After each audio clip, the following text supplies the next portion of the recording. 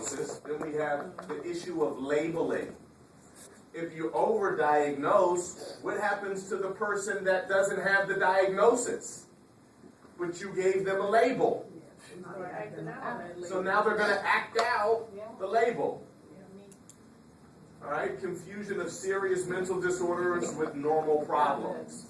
All right, hear me when I say this, because we got to move quickly, because somebody now has me on the clock. They want me to get through this lesson. But hear me on this.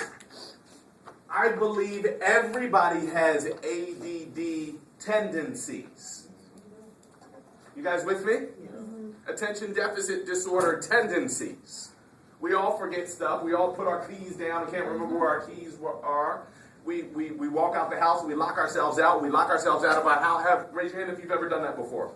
Okay. Are you clinically ADD or ADHD? No, not necessarily. We are just such a multitasking community. We're so busy.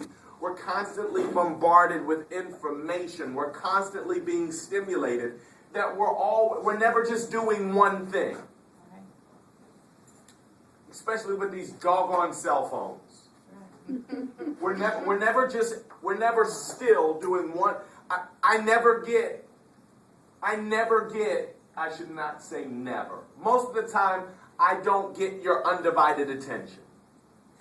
Most of the time, I'm getting a morsel or a piece or a percentage of your attention. Y'all don't have to say amen. I know it's the truth. Because you're thinking about your other class, you're thinking about your other midterm, you're thinking about your boyfriend, you're thinking about your girlfriend, you're thinking about the game, you're thinking about your fight, you're thinking about your parents, you're thinking about all types of stuff that's going on. And I never really feel like I get everyone's invested, engaged 100%. Sometimes you all do the same, but sometimes I just can tell you all are in a different place.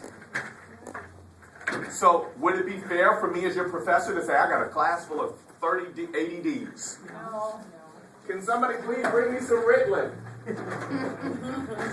What are they doing now? Adderall. Can I please have some Adderall? It's time to line up for meds. No, you're distracted, but that doesn't mean you have a clinical diagnosis. Okay? So there are normal issues with being in America. There are normal issues with being a human being. There are normal issues with having to grow up and adapt and function in a multitasking community. Make sense? Yeah. So that's a clinical diagnosis versus a normal problem. Got to keep it moving. And the illusion of objectivity. The truth of the matter is, what they're saying is, we're not as objective as we think we are.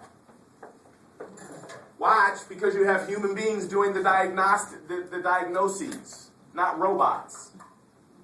Y'all not with me. And if you have a human being doing a test or testing subjects, what happens if the human being's racist? Or sexist? Or nationalistic?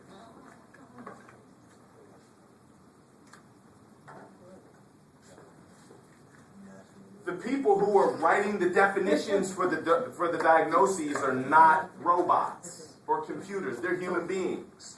So if you have a bias and you think all Hispanic boys have ADD and they have behavioral issues, then we're going to have objectivity issues. Make sense? Yes. And that's actually going on. That's actually going on. You can't get into it, though. Supporters, when the manual is used correctly. Look at that. Look at that qualifying statement. The supporters actually like the DSM when it's used correctly. Okay, well, how often is it being used correctly? All right? So it's not necessarily the tool, it's the people who are using the tool. You all get that? Mm-hmm. Sorry.